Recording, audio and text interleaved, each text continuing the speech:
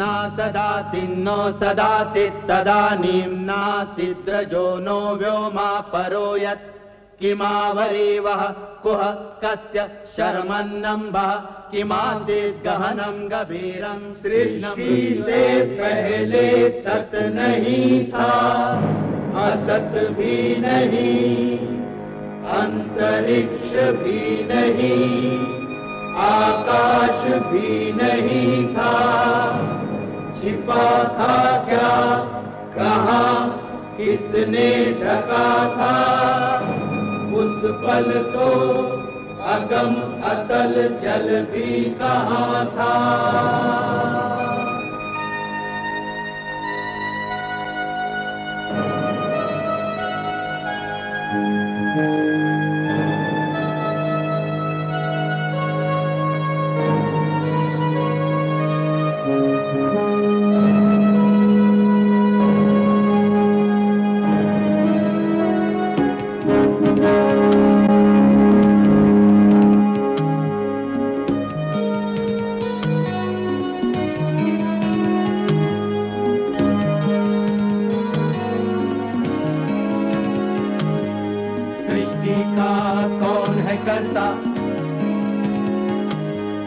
करता है वा अकर्ता, ऊंचे आकाश में रहता, सदा अध्यक्ष बना रहता, वही सचमुच में जानता या नहीं भी जानता है, किसी को नहीं पता, नहीं पता, नहीं है पता, नहीं है पता।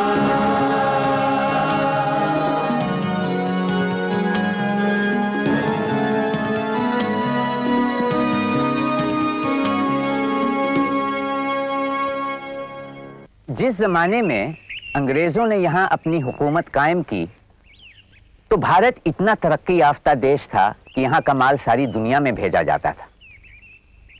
कुदरती तौर पर अगली मंजिल होनी चाहिए थी देश का औद्योगिकरण और बड़ी मशीनों का इस्तेमाल, मगर आगे बढ़ने के बजाय इंग्लिस्तान की नीतियों के कारण भारत पिछड़कर महज एक कृषि प्रधान देश हो गया।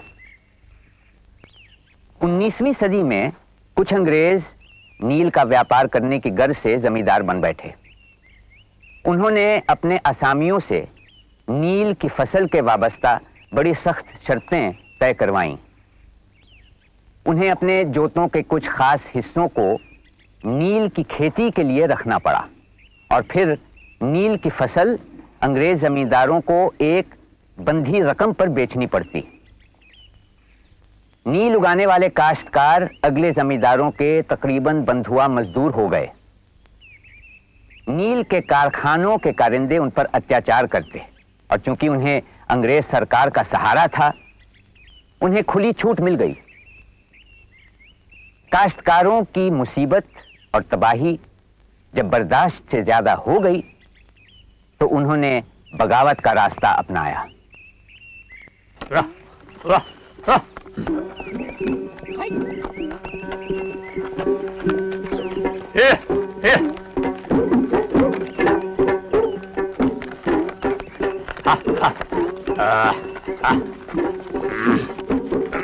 अरे ओ माधव, हुजूर, तुम्हारे खेत बोने के लिए बिल्कुल तैयार है ना?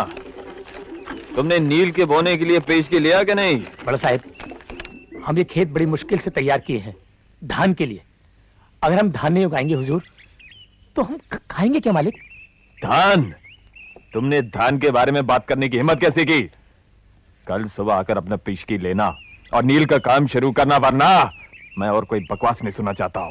हुजूर, आप जो कुछ भी कहें हमें मंजूर है, लेकिन अपन जान ये नहीं कर सकते मालिक। हम नील नहीं उगाएंगे। हमारा इतना छोटा सा तो खेत है मालिक। अगर हम धान नहीं उगाएंगे तो हमारी परिवारजन तो भूखे मर जाएंगे मालिक। ये तो तुम्हारे बाप को सोचना चाहिए था जब उसने हमसे उधार लिया। समझे तुमने हमारा उधार खाया, बदमाश। अब कल सुबह सीधे तरीके से अपनी पेशगी लेना और नील का काम शुरू करना, वरना तुम बहुत पछताएगा। मैं आपका उधार चुकाऊंगा हुजूर, चांदी के टके में चुकाऊंगा, कौड़ी कौड़ी वापस करूंगा आपकी। लेकिन मैं नील की खेती नहीं करूंगा मालिक, वरना मैं तो बर्बाद हो जाऊंगा। तुम उधार का पैसा चुकाएगा फैक्ट्री को, वो भी चांदी के टके से? तुम्हारा दिमाग तो नहीं खराब हो गया? हम जानता कि आजकल कौन तुम्हारा दिमाग खराब करता है। वो लिबरल सूर जमींदार का बच्चा नबो कृष्ण बैनर्जी। माधव, तुम हमको अच्छी तरह जानता है, इस इलाके के सारे लोग मुझको अच्छी तरह जानते हैं। तुमको उधार का पैसा चुकाना ही पड़ेगा, लेकिन नील की बोनी से, चाहे इसमें तुम्हारी पूरी जिंदगी ही कट जाए, समझे? बस 1 साल की मोहलत दे दीजिए हुजूर। उधार की चुकती पैसे में ले लीजिए। अगर मैं नील बोऊंगा तो मैं मर जाऊंगा मालिक। चुप रहो बदमाश, तुम अपने आप को बहुत ज्यादा अक्लमंद समझने लग गए हो।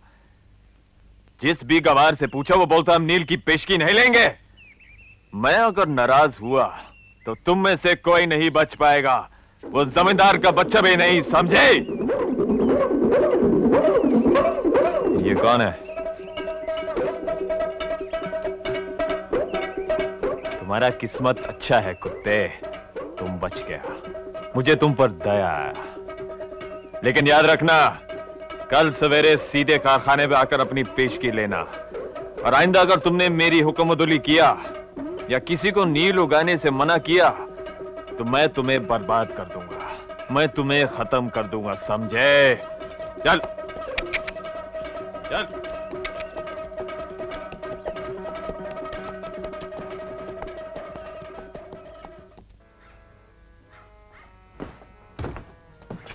यही तो लिखने में लगाया धड़ाधड़। मैंने तुमको नहीं बोला था माइकल? आशुन आशुन। हरीश, अब लिखना बंद करो और इधर देखो, मैं तुमसे मिलवाने किन्हें लेके आया हूं। आप हैं हमारे वो क्या बोलते हैं, फायर ब्रांड जर्नलिस्ट, अग्निभेदी पत्रकार, जिनके बारे में तुम हमेशा पूछते थे ना, श्रीमान हरीश मुखोपाध्याय साक्षात। और आप हैं मिस्टर माइकल मधुसूदन दत्त। नमस्कार। आइए बैठिए। मुझे मालूम है आप लोग दोनों मिलने के लिए कितने आतुर थे। हरीश, मिस्टर माइकल भी तुम्हारे हिंदू पैट्रियट से भीषण प्रभावित हैं, जैसा कि हम लोग सभी हैं। खैर, इस वक्त क्या लेखन और शोध हो रहा है? एक धारावाहिक है, सीरीज लेख लिख रहा हूं दक्षिण बंगाल पर। वहां के किसानों की हालत बहुत अजीब है।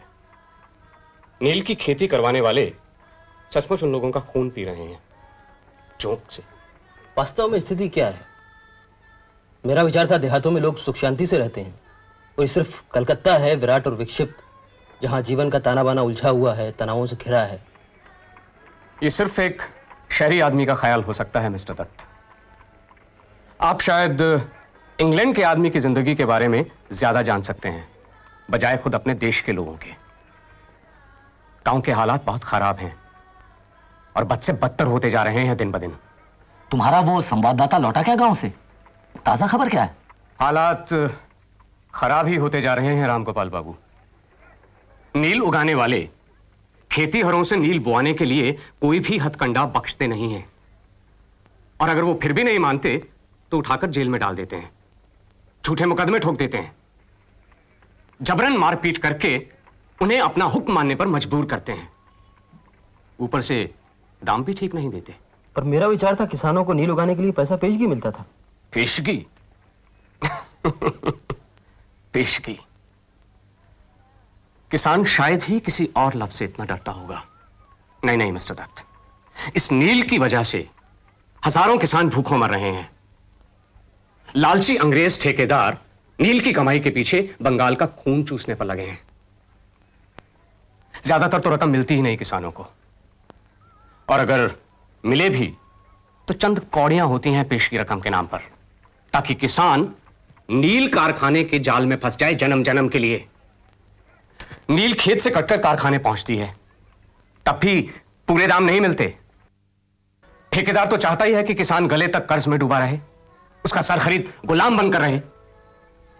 अच्छा मिस्टर दत्त, एक चीज बताइए, यह क्यों जरूरी है कि किसान सिर्फ नील ही बोए जबकि वो दूसरी फसलें भी उगा सकता है? धान, तंबाकू, सरसों, ताकि कम से कम अपने बच्चों का पेट तो भर सके।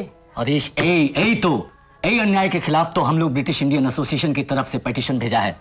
हरीश, हम लोग जब जवान था तो कितना प्रभावित था ये अंग्रेज लोगों का समझदारी, ईमानदारी, तर्क बुद्धि, वो क्या बोलते हैं साइंटिफिक टेम्परामेंट से। किंतु अब ब्रिटिश व्यापारी और अफसरों का लालच एकदम स्पष्ट दिखता है। उन लोगों को हमारा कोई चिंता नहीं है, पहले भी कभी नहीं था। ये अंग्रेज लोग बाबा भयंकर जातिवादी, शाला रेसिस्ट। मैं लज्जित हूं, मुझे पहले वस्तु स्थिति का ज्ञान नहीं था मुखर्जी महाशय। मुझे विश्वास है यदि आपने किसानों की लड़ाई का बीड़ा उठाया है तो उनको न्याय भी अवश्य मिलेगा। मेरी प्रार्थना है यदि मैं कुछ कर सकूं तो। आप बहुत कुछ कर सकते हैं। आपकी प्रतिभा से पूरा कलकत्ता परिचित है। आपके नाटक, आपकी कविता, अंग्रेजी और बांग्ला दोनों में आपकी जो पकड़ है उसने तो हम सबको हिला रखा है। मेरे एक दोस्त हैं जिन्होंने एक नाटक लिखा है इस नील अत्याचार के बारे में। ये नाटक जरूर तारीख में जाएगा। आप उसका तर्जुमा करेंगे अंग्रेजी में? नाटककार कौन है और नाटक का शीर्षक क्या है? शीर्षक है नील दर्पण और नाटककार हैं दीनो बंधु मित्रों।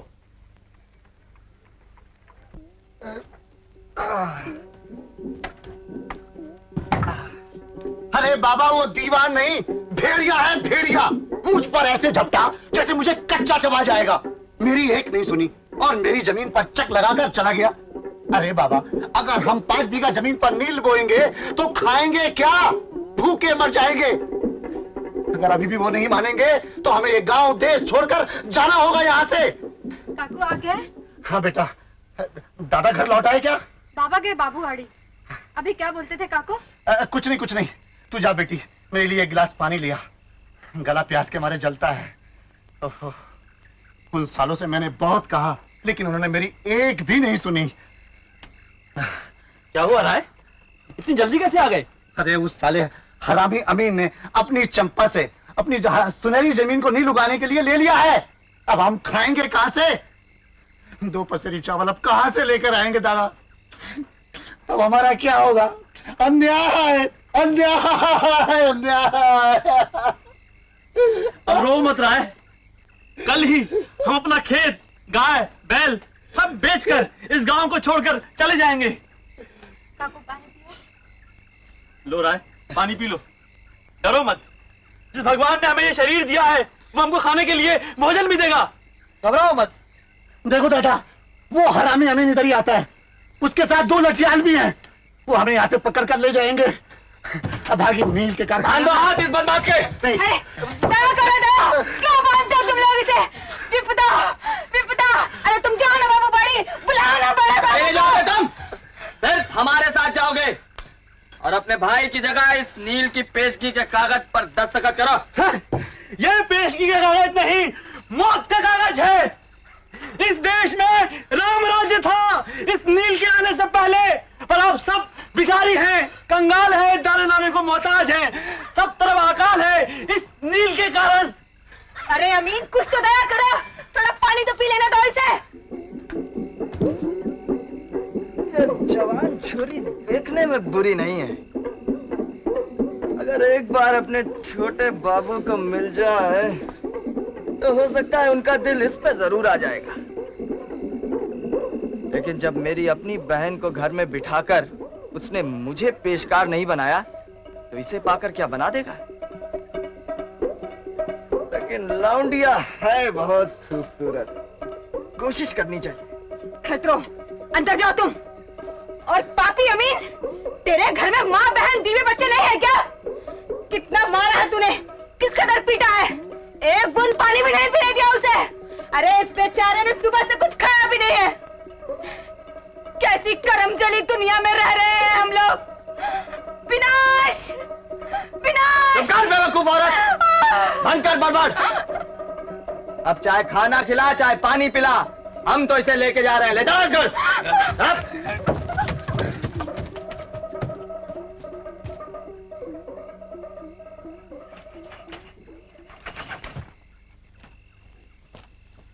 दादी जैसी आंखों वाला कौन कौन कौन? अरे नीली नीली आंखों वाला जॉन जॉन जॉन। और धर्म बिगाड़ने वाला भैया कौन कौन कौन? अरे काला चौगा पहने पादरी फ्रॉन फ्रॉन फ्रॉन। और ये धान काटने वाला भैया कौन कौन कौन? अरे नील उगाने वाला भैया John frown frown. L'Amour L'Amour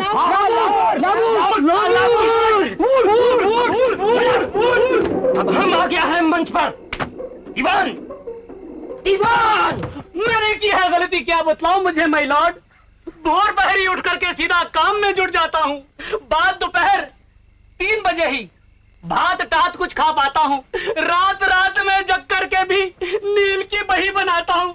इतना ये सब कर करके मेरी कमर हो गई हार्ड। मैंने की है गलती क्या बतलाऊं मुझे my lord? Shut up you rascal. Swaropur, Jamnagar, Shantigarh, किसी भी गांव ने 1 पैसा पेशगी नहीं मांगी। लेकिन तू नहीं समझेगा मूरतचंद, क्या दिखाऊं तुझे ये शामचंद? नहीं नहीं माय लॉर्ड, मैं हूं आपका चाकर, आप मेरे मिलॉर्ड। आपकी ही मेहरबानी से मैं पेशकार से बना हूं दीवान। कर दे मेरे टुकड़े आप, फिर भी मानूंगा एहसान। मगर हुजूर, कुछ जबरदस्त दुश्मन हो गए हैं आपके पैदा। नील की पैदावार को जो खत्म करने में है आमादा। सरकार, उन लोगों को सबक सिखाए बिना काम नहीं चलने वाला। बेवकूफ, नाम तो बताओ उनका, नहीं तो कैसे दूंगा उनको मैं सजा? क्या नहीं है मेरे पास? रुपया, घोड़ा और लठियाल, मार मार के कर दूंगा मैं उनका बुरा हाल। मेरा पुराना दीवान मुझे एक एक बात की खबर देता था, लेकिन तू तो मूर्ख है, इडियट है। मैंने गांव के लोगों पर कोड़े बरसाए हैं, उनके गाय बैल हकवाए हैं, उनकी औरतों को उठवाया है, उनके सामने उनके मर्दों को पिटवाया है। लेकिन तूने क्या किया, इडियट? अब मैं तुझे हटाऊंगा, नौकरी से बाहर करूंगा। सरकार, धान की खेती मिटाकर नील लगवाने और गोकुल चंद बोस की पुश्तैनी जमीन दिलवाने में मैंने जो आपकी सेवा की है, ऐसी और कौन कर पाएगा सरकार? खड़ा हो। जानता है, वो बदमाश नवीन माधव अपने हिसाब किताब की बात करता है, लेकिन मैं उसे 1 पैसा नहीं दूंगा। बहुत कोर्ट कचहरी के बारे में जानता है ना, लेकिन एक खिदाम भी ना पाया मुझसे। वो वही तो है आपका सबसे बड़ा दुश्मन। उसी ने तो किया था मुकदमा और मुंसिफ को ऐसा चकराया कि अपना वकील कुछ भी नहीं करने पाया। मैंने उसे बहुत समझाया। बोला, सुनो, अपना गोरा साहब ने तुम्हारा घर नहीं जलाया, लेकिन वो बोला, दीवान, धन्य होऊंगा मैं अगर एक भी किसान को नील वालों से बचा सका तो। वो साला मिशनरी सा बन गया। क्रिश्चियन आपका माफी। चुप, शर्म नहीं आती है बेशर्म? कहां से आएगी शर्म? जब से इस नील के धंधे में आया हूं, फूटे हैं मेरे कन। सब छोड़कर आया हूं, डर, इज्जत और शर्म। चुप, मुझे काम चाहिए, बात नहीं।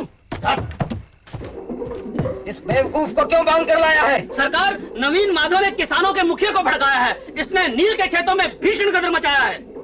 साहब, ये झूठा इल्जाम है मुझ पर। मैंने चाहे अनचाहे हर साल नील की खेती की है, इस साल भी करने को तैयार हूं। पर साहब, आपको मेरी एक बात का जवाब देना पड़ेगा। अगर मेरे पास 20 बीघा खेत है, उसमें से अगर मैं 10 बीघे में नील उगाता हूं, तो मैं बच्चे को क्या खिलाऊंगा? उनको भूखा मालूम करेगा मैं? बहुत अकलमंद हो गया है साला। सरकार, ये किसानों को कानून बताता है और हमारे खिलाफ भड़काता है। हुजूर, स्कूलों ने गांव में बड़ा हड़बोंग मचाया है, गवारों को, किसानों को सरकशी के लिए भड़काया है। मैं सरकार को इनके खिलाफ खत लिखूंगा। इनकी पाठशालाओं को तो मैं देख लूंगा। अगर इनके स्कूलों को मैंने बंद ना करवाया तो मैं भी केजे वुश न कहलाया। और ये बेवकूफ चाहता है मुकदमा अदालत तक ले जाना। यू स्काउंड्रल, पड़ेगा जिंदगी भर तुझे पछताना। फौरन पेशगी पकड़ और अपने खेतों में नील उगा, नहीं तो अपनी नंगी पीठ पर ये कोड़ा खा। तू ये कोड़ा लोग हम लोगों के साथ करता है। ये नाटक की दर्पण नहीं है, ये अपना जीवन दर्पण है। जीवन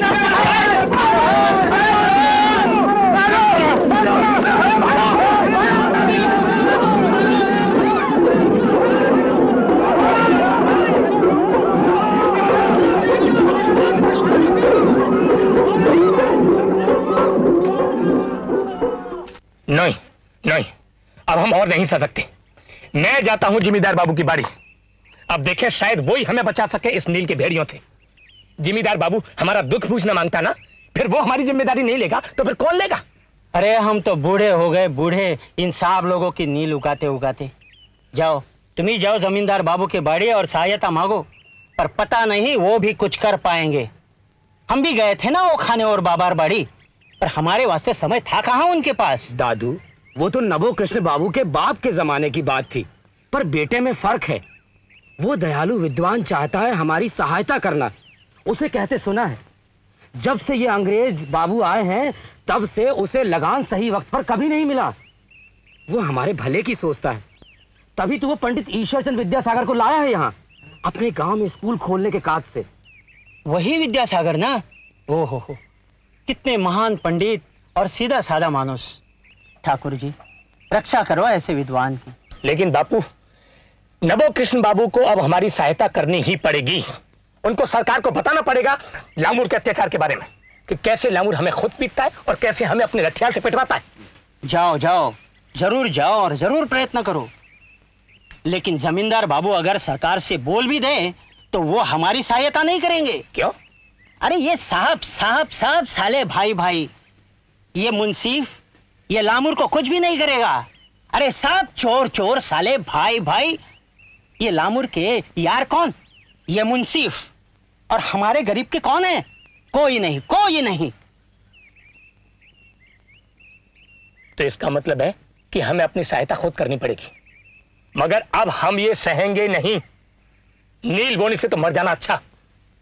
एक बार पेश की ली और हमेशा के लिए जिंदगी हराम। कर्ज उतरता नहीं और बढ़ता चला जाता है बरस दर बरस। और ये लामूर हमारे जीवन के सबसे अच्छे खेत पर नील लगवाता है और हम अपने परिवारजन के लिए धान तक नहीं बो पाते। हमारी दशा देखो, अपने सबसे खराब दिनों में भी हमारी ऐसी दशा नहीं थी पुरानी जमींदार के राज में, और अब हमारी दशा जानवरों से भी ज्यादा बदतर है। अब हम इस अत्याचार के आगे झुकेंगे नहीं। चलो बंधु, जमींदार साहब की बाड़ी चलते हैं और उनसे चल करके विनती करते हैं कि हमें न्याय चाहिए, इंसाफ चाहिए। हम तो बूढ़ाए गए माधव, बूढ़ाए गए, फिर भी हम तुम्हारे संगे चलेंगे। माधव, ये नील का बेगार अगर रुकेगा ना तो हम भी खुशी खुशी मर सकेंगे। चलो बंधु, चलो चलो, आओ।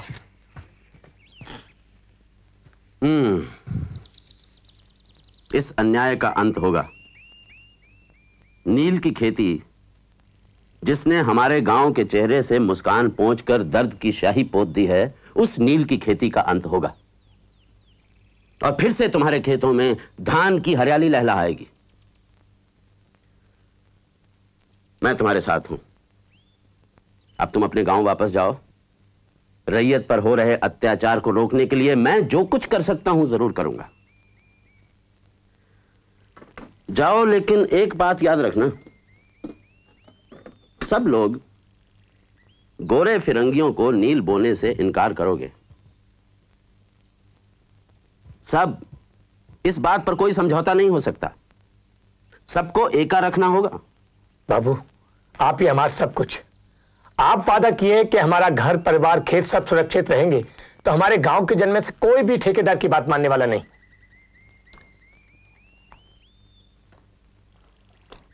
मैं तुम्हें विश्वास दिलाता हूं कि अंग्रेज ठेकेदारों के साथ मेरी कोई दोस्ती नहीं है। भाई, नील के कारखाने बंद होने से जितनी खुशी मुझे होगी उतनी शायद ही किसी और को होगी। मेरा मतलब है कि अगर लामूर के पास लठियाल हैं तो मेरे पास भी हैं, अगर उसके दोस्त ऊंचे ओहदों पर हैं तो मेरे भी हैं। मैं आज ही पुलिस दरोगा से बात करता हूं कि वो अपने आदमियों को तैयार रखे। भाई, अगर मुठभेड़ हुई तो जरूरत पड़ेगी। नवो कृष्ण महाराज की जय हो। महाराज, अब हमें फिर से हिम्मत दी है, फिर से आशा बनाए हैं। हम आपका साथ नहीं छोड़ेंगे, हम सब आखिरी दम तक लड़ेंगे महाराज। हे विष्णु, गाँव नहीं चलना क्या? कहां जाता है? अमर एक कहा जा छे, चट करके गया और पट करके आया। तो उसका दोस्त है ऊंचे ओहदे पे? हाँ, अच्छा। हाँ। वो दारोगा से मिलेगा जाकर? हाँ सरकार। अच्छा जी सरकार। बहुत अच्छा, बहुत अच्छा। तुम्हारा नया जमींदार साहब तो एकदम गधा है ना सरकार। वो ये जानता ही नहीं कि पाला किससे पड़ा है। अभी नहीं जानता वो, लेकिन एक दिन जरूर जान जाएगा। तुम अच्छा काम करता है। जी सरकार। दिवाकर, दिवाकर, जी सरकार। इस आदमी को एक चुन्नी देना। जी जी। लेकिन याद रहे। जी सरकार।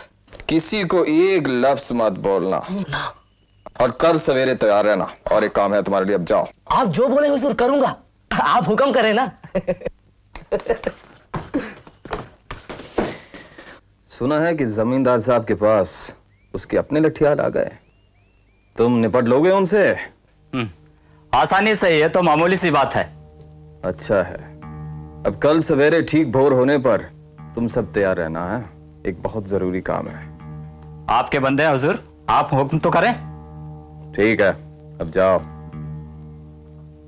दिवाकर जी। दारोगा से बोलना कि आकर मुझसे मिले फौरन।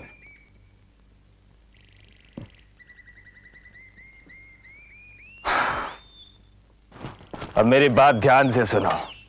इन गांव वालों को ऐसा सबक सिखाओ कि जिंदगी भर ना भूल पाए। एक बात और, मुझको माधव चाहिए, माधव। अब जाओ।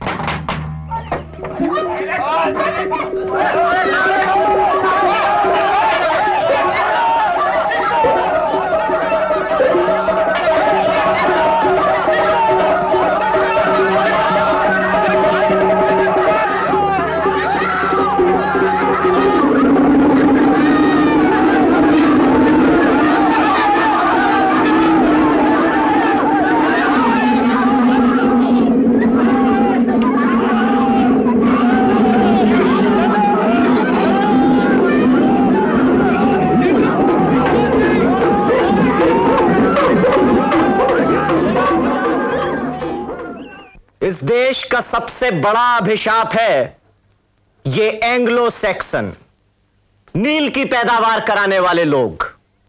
भाइयों, क्या आप सब जानते हैं कि खुद अंग्रेज मिशनरीज ने इन लोगों के अत्याचार के बारे में क्या कहा है?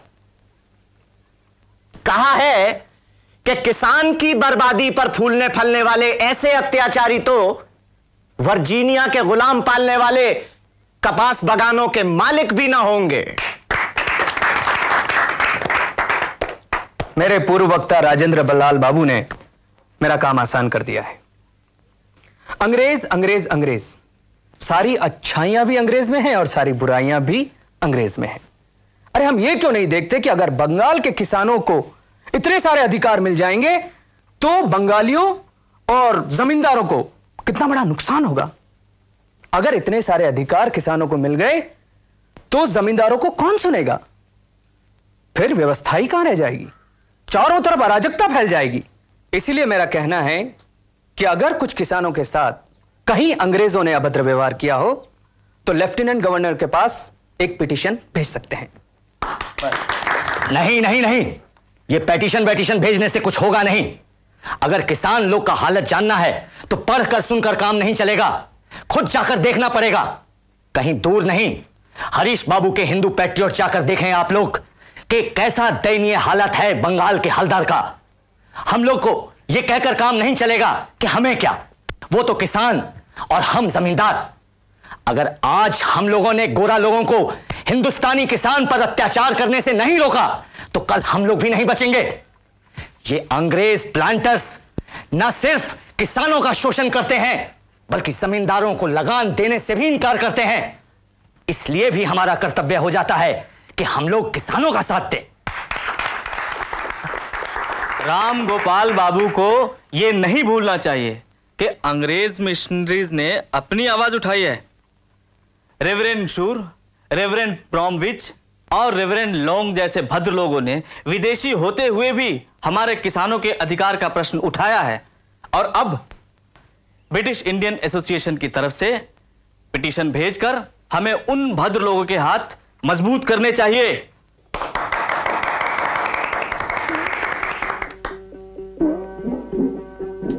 ये कोई पहला पिटीशन नहीं होगा जो हम भेजेंगे दोस्तों, और ना ही ये आखिरी होगा। लेकिन इतना ही काफी नहीं है। नील उगवाने वाले और उनके पिट्ठुओं की मुखालिफत अगर हम पूरे जोर शोर से नहीं करेंगे तो वो किसानों का खून चूसने से बाज नहीं आएंगे। सच बात तो यह है दोस्तों कि इंडिगो प्लांटर्स एसोसिएशन उल्टे हमारे ही बारे में अफवाहें फैलाने में लगा हुआ है। बंगाल हरकारा और द इंग्लिशमैन, इन दो अखबारों को अगर एक नजर भर भी देखें तो आपको पता लग जाएगा। यह बात साफ पता चलती है कि अपने लालच के लिए घटिया से घटिया स्तर पर गिराएंगे ये लोग। लॉर्ड कैनिंग के पास भी इन लोगों ने दरखास्त भेजी थी कि पीटर जॉन ग्रांट का तबादला कर दिया जाए। क्यों? वो सिर्फ इसलिए दोस्तों कि किसी का जरा भी ईमानदार और इंसाफ पसंद आदमी का लेफ्टिनेंट गवर्नर होना इन लोगों के बर्दाश्त के बाहर की चीज है। दोस्तों, एक बात हमें साफ समझ लेनी है कि हमारी लड़ाई तब तक खत्म नहीं होगी जब तक एक एक यूरोपियन ठेकेदार यह नहीं समझ जाता कि नील की जबरदस्ती बुआई को बंद होना ही होगा।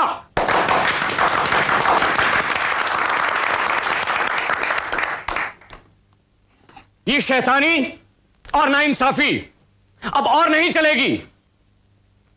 जब तक गांव के किसान को यह आजादी नहीं मिलती कि वह अपनी पसंद की फसल बोएगा, तब तक हमें अपनी यह जंग जारी रखनी होगी। हम चैन से नहीं बैठेंगे।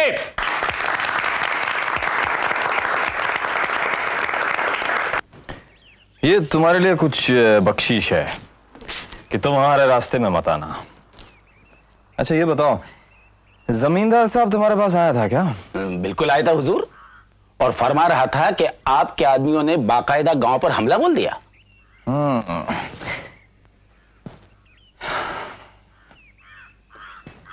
तो तुमने क्या फरमाया? फरमाना क्या था हुजूर, बस कह दिया कि बिना तफ्तीश किए मैं कोई बयान दर्ज नहीं कर सकता। तो तफ्तीश होगा क्या? Will you investigate? Yes sir. माफ कीजिए, वो तो करना होगा, मगर आप फिक्रमंद ना हुजूर। बस एक बंदा भेज दीजिए जो जाके उन्हें बता दे कि क्या होगा अगर किसी ससुरे ने मुंह खोला तो। वैसे तो अब तक समझ ही गए होंगे बेवकूफ कि जमींदार के भरोसे वो जी नहीं सकते। हाँ, मेरे ख्याल से इतना तो वो समझ गए होंगे। लेकिन एक बात और है, उनमें से एक बहुत बड़ा बदमाश है, माधव। Yes sir. तो नौबो कृष्ण बाबू बता रहे थे कि वो लापता है कुछ किसानों के साथ।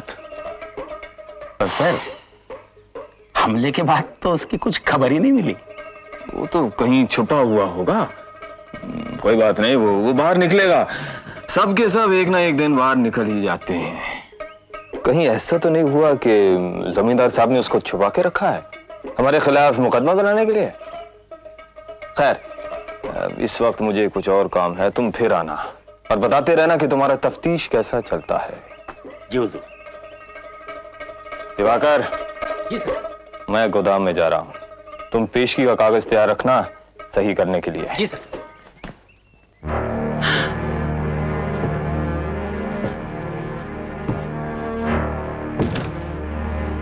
मीटिंग में हल्ला मचाने वाले तुम लोग थे? तुम लोग कह रहे थे कि जमींदार बाबू तुम्हें बचा लेगा। अब कहां है तुम्हारा जमींदार बाबू? है मुझको कहीं नजर तो नहीं आता? दया करो, दया करो। खामोश! गलीस, बददार, पहले मुंह लगते हो फिर दया मांगते हो। तुम सबको फांसी चढ़ा देना चाहिए। हुजूर, हम आपके खिलाफ कभी नहीं बोले। आप भी हमारे माई बाप हैं। हुजूर, हम गरीबों की हिम्मत। खामोश! मैं सब जानता हूं, समझे? सब जानता हूं। तुम सबको पीट पीट के मार डालना चाहिए। कटियाल, रुक जाओ। हम इन कुत्तों को अभी नहीं मारेंगे, हम इनको और एक मौका दे देंगे। अब ध्यान से सुन लो बदमाशों, मैं तुमको जिंदा छोड़ दूंगा 2 शर्तों पे। 1, तुम सब इस कागज पर अंगूठा लगाओगे और नील की पेशगी की रकम कबूल करोगे। और 2, जब पुलिस यहां आएगी तफ्तीश करने को, तो तुम लोग इस बात के बारे में सांस तक नहीं लोगे, समझे?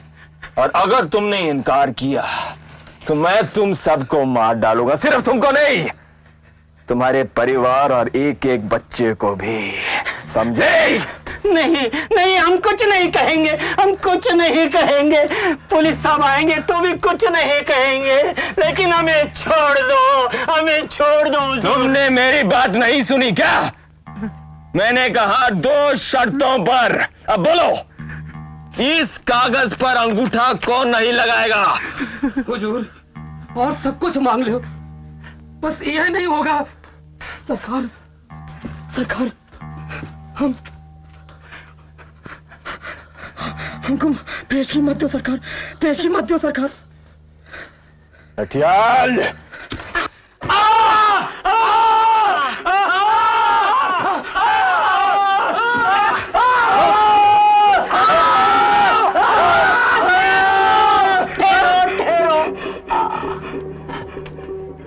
ला दे, हाँ अंगूठा लगाता हूँ। नहीं नहीं, हे भगवान रक्षा करो, अब और बर्दाश्त नहीं होता। बहुत अच्छा, बहुत अच्छा।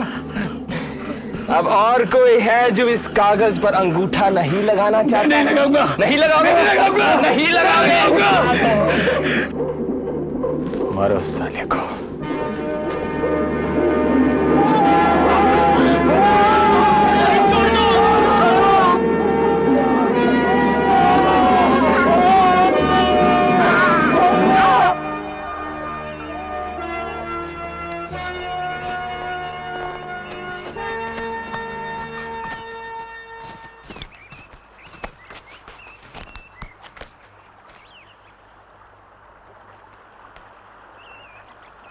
इस आदमी को श्यामनगर गांव के कारखाने तक पहुंचाना है, वहां ले जाकर ससुरे को गोदाम में बंद कर देना। और ध्यान रहे, किसी को भी एक शब्द भी मत कहना इसके बारे में। फिक्र ना ही करो दीवान जी, काम हो जाएगा। ये के आदमी है भाई? अरे बागी रहा ससुरा बागी। नील साहब से भिड़ना चाहता था, अकेले। अब देखो एक ही दशा।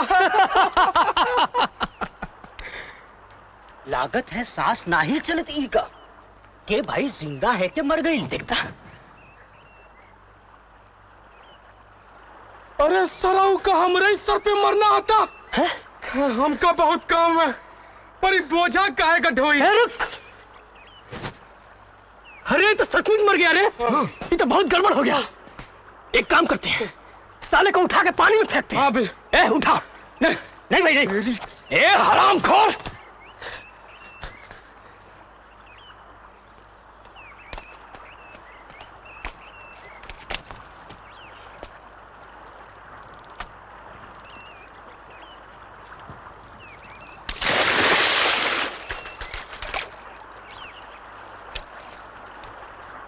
या अल्लाह, ये दुनिया के क्या होता जा रहा है? ये नाबोकृष्ण बाबू ने रिपोर्ट दर्ज की थी कि कुछ रात पहले इस गांव पर एक कातिलाना हमला हुआ था। उसी की बिना पर हम मौके पे तफ्तीश करने आए हैं।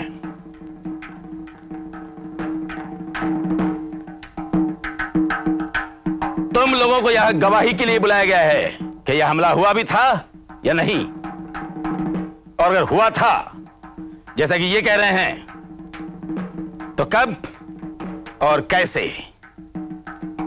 और अगरचे वो हमलावर आए थे तो वो कौन थे? मौका मुआयना करके हम अपनी रिपोर्ट मुंसिफ साहब को भेज देंगे, जिससे वो आगे जो ठीक समझे वो कार्रवाई करे। हाँ तो बोलो, तुम में से कौन कौन तैयार है हल्फिया बयान देने को?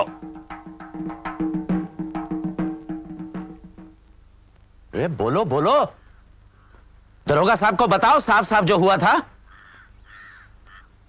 अरे डरो मत, बताओ। देखो सच बात बताने से तुम्हारा कोई नुकसान नहीं होगा। जिन लोगों ने तुम्हारा ये हाल किया है सजा उन्हें मिलेगी। बोलो,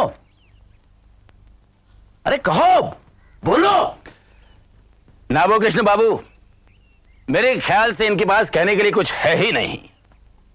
क्या बे, कुछ कहना है तुझे? ये सब डरे हुए हैं, साफ दिखाई दे रहा है। डर के मारे इनकी जुबानें बंद हैं, इसलिए खामोश हैं। पूछिए इनसे, इस आदमी से पूछिए इसका हाथ क्यों टूटा। पूछिए इससे इसके सर पे ये घाव क्यों है, कैसे लगा। बताओ दरोगा साहब को, साफ साफ बताओ क्या हुआ। बताओ। लामूर साहब के लठियाल आए और तुम पर टूट पड़े, बताओ इनको। अरे मैं तुम्हारे साथ हूं, तुम्हें कुछ नहीं होगा। दरोगा साहब को सब सच सच साफ साफ बताओ। दरोगा बाबू, जमींदार बिना किसी सबूत के हमारे लामूर साहब पे उंगली उठा रहे हैं, झूठ झूठ का इल्जाम सिखा रहे हैं इन बेचारे गरीब किसानों पे। लेकिन ये सब नहीं चलेगा। आप इनसे पूछिए, पूछिए इनसे, जिस वक्त हमला हुआ था उस वक्त ये यहाँ पे मौजूद थे जो ये कह रहे हैं कि हमला हुआ था? क्या इन्होंने लामूर साहब को यहाँ पे देखा था? मुझे कुछ देखने की जरूरत नहीं है अब। तुम क्या समझते हो, तुम और तुम्हारे लामूर साहब का ये अत्याचार हमेशा हमेशा चलता रहेगा? सब जानते हैं कि इन गरीबों को नील उगवाने के लिए लामूर साहब कुछ भी कर सकते हैं। होश में रहिए जमींदार बाबू, और जरा संभाल के बात कीजिएगा। यहां मौजूद हर एक आदमी ने नील बोने के लिए पेशगी रकम ली है, और अपनी मर्जी से, बिना किसी जोर जबरदस्ती के। मेरे पास सब कागज हैं, एक एक आदमी का अंगूठा लगा हुआ है, और मुझे आपके बारे में सब मालूम है। क्यों आप लामूर साहब को उलझाना चाहते हैं? अरे जमींदार होने पे भी आपको लगान वसूली नहीं मिलता ना, इसीलिए आप आज अचानक इन बेचारे किसानों के हिमायती बन बैठे हैं। अरे वाह! मेरे ख्याल से नबो कृष्ण बाबू, इस तफ्तीश को आगे बढ़ाने का कोई मतलब नहीं लगता। मैं मजिस्ट्रेट साहब को रिपोर्ट भेज देता हूं कि कोई हमला नहीं हुआ। हाँ, न कोई मुद्दई न गवाह। अरे बयान तो दूर, यहां किसी ने कोई सवाल तक नहीं उठाया। मुझे कुछ पूछना है। कहाँ है मेरा आदमी? कौन है औरत? जमींदार बाबू, आप तो बोले थे कि आप हमारी रक्षा करेंगे। कहाँ गया मेरा आदमी? कहाँ ले गए वो उसे? पागल औरत है। आइए दरोगा बाबू, मैं आपको अपने घोड़े तक छोड़ दूं।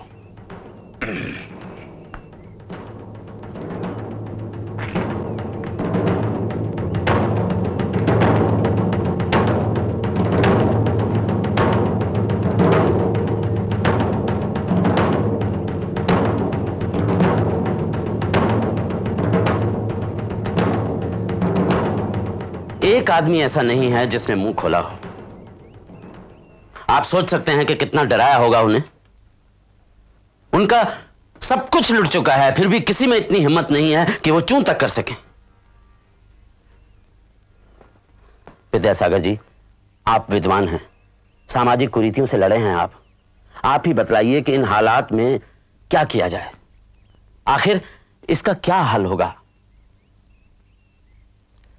मुझे नहीं पता, केवल इतना पता है मुझे कि एक न एक दिन ये भयभीत होना छोड़ देंगे। आपके ख्याल से अब क्या होगा? होगा क्या? एक आदमी था जो बोल सकता था, माधव। भगवान जाने उसका क्या हुआ, क्या किया उसके साथ इन लोगों ने। उसके बिना सारे गांव की शक्ति ही चली गई, न्याय की आशा ही खत्म हो गई। मैं तो सोचता हूं कि सब भूल जाऊं और सब छोड़ छाड़ कर कलकत्ता चला जाऊं। वहां शायद तुम्हारे हरीश बाबू की कुछ मदद भी कर सकूं। शंभू, कुछ समझ में नहीं आता, बस लगता है कि इस झमेले से मुक्ति मिले। बस हार गए इतनी सरलता से? खैर, मैदान छोड़ना एक जमींदार का विशेष अधिकार है मेरे विचार से। फिर भी मुझे तुमसे कुछ बात कहनी है। तुम्हें लगा था कि ये सब कुछ बहुत सरल होगा, नहीं? तुम सोचते थे कि तुम किसानों के अधिकारों की बात को उठाओगे और वो सब तुम्हारे चरणों में आ गिरेंगे, और वो शैतान नील साहब भाग जाएगा डर कर। नहीं, ये सब उतना आसान नहीं है। अगर तुम किसी बात को ठीक समझ रहे हो और उसके लिए लड़ते हो तो यूं हारने से काम नहीं चलता। बरसों से मैं विधवा विवाह की बात कर रहा हूं, लोगों को समझाने की चेष्टा कर रहा हूं कि अपनी छोटी छोटी बच्चियों को धर्म के नाम पर कुलीन बूढ़े ब्राह्मणों के साथ मत ब्याह दें। वो एक बूढ़ा ब्राह्मण मरता है तो न जाने कितनी अबोध कन्याएं विधवा हो जाती हैं और अपमान की बेमजा जिंदगी जीती हैं। तुम्हें लगता है कि लोग ध्यान देते हैं कि विद्यासागर क्या कह रहा है? मैं उन्हें समझाने की कोशिश कर रहा हूं कि अपने लड़कों के साथ साथ लड़कियों को भी शिक्षा दें। मगर कितनी लड़कियां पाठशाला जाती हैं आज? मगर मैंने तो हार नहीं मानी है। मैं तो लिखता रहूंगा, घर घर जाकर लोगों से कहता रहूंगा कि अपनी आंखें खोलें, देखें। मैं हार नहीं मानूंगा। विद्यासागर बाबू, आप तो हमारे गुरु हैं। आप ये मत समझिए कि आपकी शिक्षा व्यर्थ हो गई। ये तो हमारा सौभाग्य है कि हम आपके संपर्क में रहे। अगर आप जानते कि आपने हमें कितनी प्रेरणा दी है। भगवान रक्षा करें। नवकृष्ण, ये नई पीढ़ी हमारी आशा है।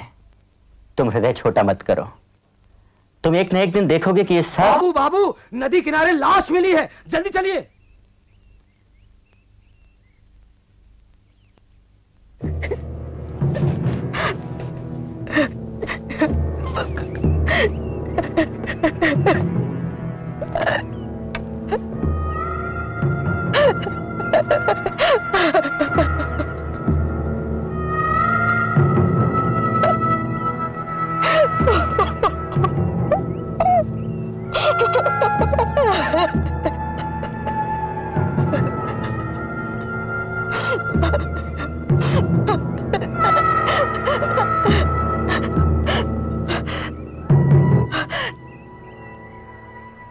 क्या कर सकते हो तुम लोग?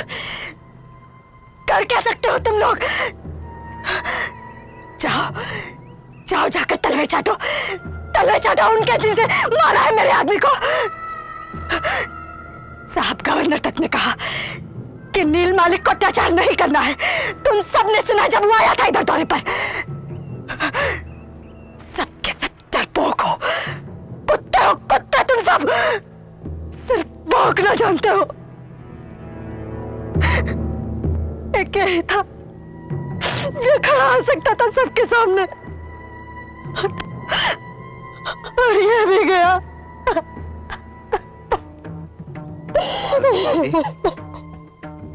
उन्होंने इसे मार डाला, पर चित्तो हलदर का तुमसे वादा है कि इसकी मौत बेकार नहीं जाएगी, खाली नहीं जाएगी।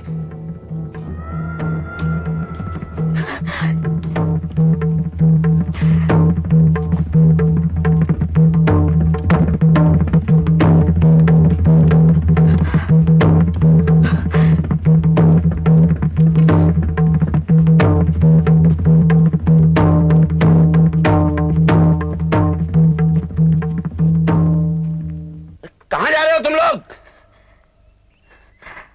अरे क्या कर रहे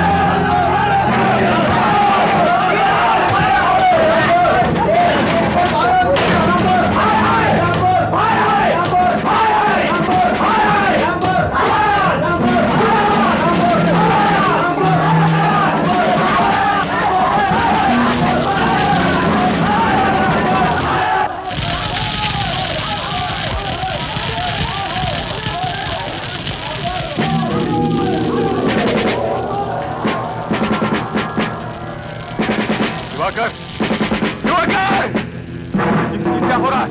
दिवाकर कुछ करो! लठियाल! लठियाल! लठियाल! कहाँ मर गया उसको? लठियाल! लठियाल! लठियाल! दिवाकर!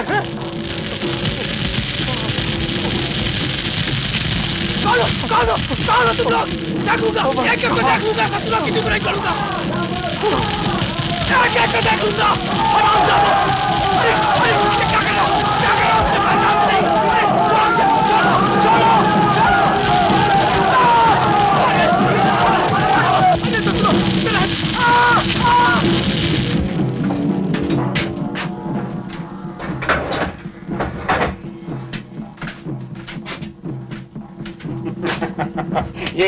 ये देखिए रामगोपाल बाबू। ये बात हरीश बाबू, अब ये आग एक गांव से दूसरे गांव फैलेगी। अब इसको कोई नहीं रोक सकता। नील के दिन लद गए। अब ये मत भूलिए कि इस आग में सिर्फ अंग्रेज नहीं, हम हिंदुस्तानियों के हाथ भी जलेंगे। और देखिए अब सरकार क्या करेगी किसानों की सरकशी दबाने के लिए। देखिए, लेकिन अब सरकार भी जान गई है कि दिखावटी रियायतों से किसानों को फुसलाया नहीं जा सकता। नहीं, उनके एक्ट 11 से क्या हुआ? चंद बेईमान मजिस्ट्रेटों को हक मिल गया अपनी मनमानी करने का, और सैकड़ों बेकसूर किसानों को जेलों में ठूंस दिया गया। एकदम, यहां तक कि खुद ग्रांट को मानना पड़ा। ये देखिए, मूल प्रश्न इस बात का है कि यहां का किसान से नील की खेती करवाई जाती है, लेकिन उनको उनका उचित मूल्य नहीं दिया जाता। यहां की रैयत कैरोलिना के गुलाम नहीं, बल्कि इस देश के आजाद किसान हैं। देखिए, आप लोग शहरी आदमी हैं, कलकत्ता में नौकरी और काम धंधा करके काम चला लेते हैं, लेकिन उन सैकड़ों और हजारों जमींदारों और भूमिहारों के बारे में आपने कभी सोचा है? अगर किसानों को इतने सारे अधिकार मिल गए तो हम सब लोगों का क्या होगा?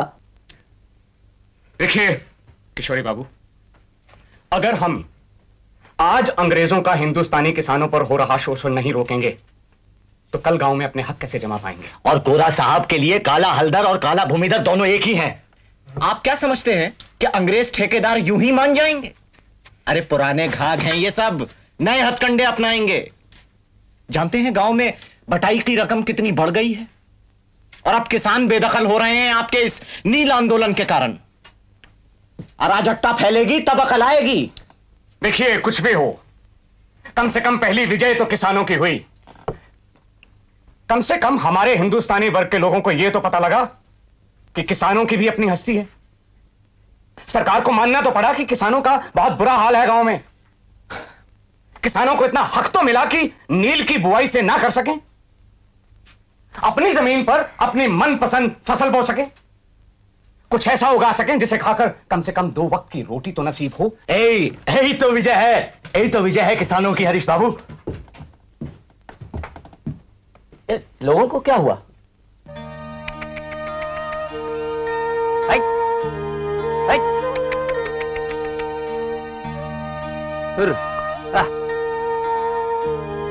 कुछ खा लो दादू। अरे तनिक सुस्ताल छा में, भोरे से लगे हो। नहीं नहीं, अभी थके नहीं हम। अपने ही खेत में धान बोने का सुख तू नहीं समझेगी मालती, तू नहीं समझेगी। सब समझती हूँ दादू, सब समझती हूँ। वो भी तो यही चाहता था। हाँ, और उसके जैसा दूसरा आएगा भी नहीं अब। पर सुना क्या तुमने मालती? वो राक्षस लामूर हमारा गांव छोड़कर भाग गया साला। सच? हाँ। माधव होता तो कितना खुश होता आज। मालती, मालती, इस बूढ़ा मनुष्य के लिए तू बेकार इतनी तकलीफ उठाती है, खुद अपना ख्याल नहीं करती। अब मेरा ख्याल कौन रखेगा दादू? क्यों? वो चित्तो हलदर है ना, उसके साथ तुम शादी क्यों नहीं कर लेती? जब से उसकी घरवाली 2 छोटे छोटे बच्चे छोड़कर परलोक चली गई, तब से वो बेचारा बड़ी मुश्किल में है। क्या वो साल भर का इंतजार और नहीं कर सकता? माधव का शौक तो पूरा कर लो। दादू, माधव का बड़ा मन था बिटिया को पढ़ाने का। अब तो विद्यासागर बाबू ने गांव में पाठशाला भी खोल दी है, बिटिया को वहीं पढ़ाने भेजा है। आज पहला दिन है। जिन हिंदुस्तानियों ने अंग्रेजी तालीम हासिल की थी, वही सबसे पहले अंग्रेजों के इस इसरार के खिलाफ खड़े हुए कि भारत में रहने वाले अंग्रेजों के मामले से हिंदुस्तानियों का कोई सरोकार नहीं। नए हिंदुस्तान के पहले सियासी रहनुमा और कलकत्ते के पेशावर वर्गों में नील विद्रोह से ही राष्ट्रीय चेतना उजागर हुई। इस आदर्शवादी संघर्ष ने इस तरह राष्ट्रीयता को बढ़ावा दिया और बाद में जब राष्ट्रीय आंदोलन ने जोर पकड़ा तो स्वराज्य और सुधार उसके दो पहलू माने गए।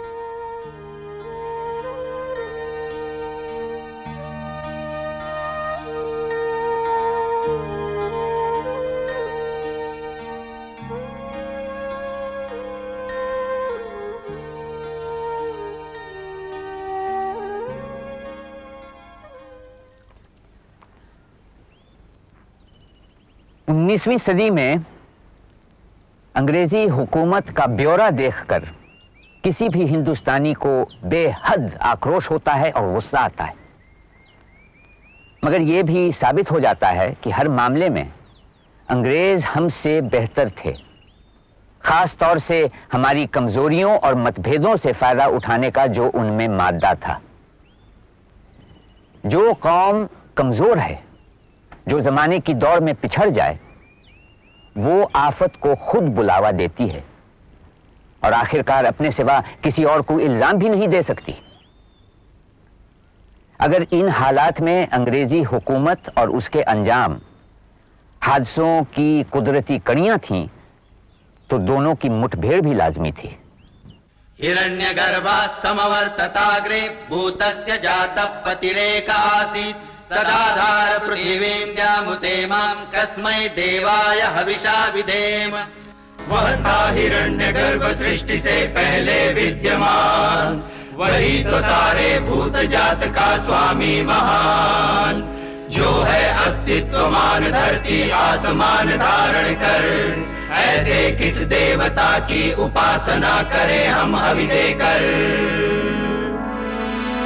जिसके बल पर तेजोमय है अंबर, पृथ्वी हरी भरी स्थापित सिर, स्वर्ग और सूरज भी स्थिर। ऐसे किस देवता की उपासना करें हम हवि देकर। गर्भ में अपने अग्नि धारण कर पैदा कर, व्यापा था जल इधर उधर नीचे ऊपर, जगा जो देवों का एकमेव प्राण बनकर। ऐसे किस देवता की उपासना करें हम हवि देकर। ओ सृष्टि निर्माता स्वर्ग रचयिता पूर्वज रक्षा कर, सत्य धर्म पालक अतुल जल नियामक रक्षा कर। फैली है दिशाएं बाहु जैसी उसकी सब में सब पर, ऐसे ही देवता की उपासना करें हम हवि देकर। ऐसे ही देवता की उपासना करें हम हवि देकर।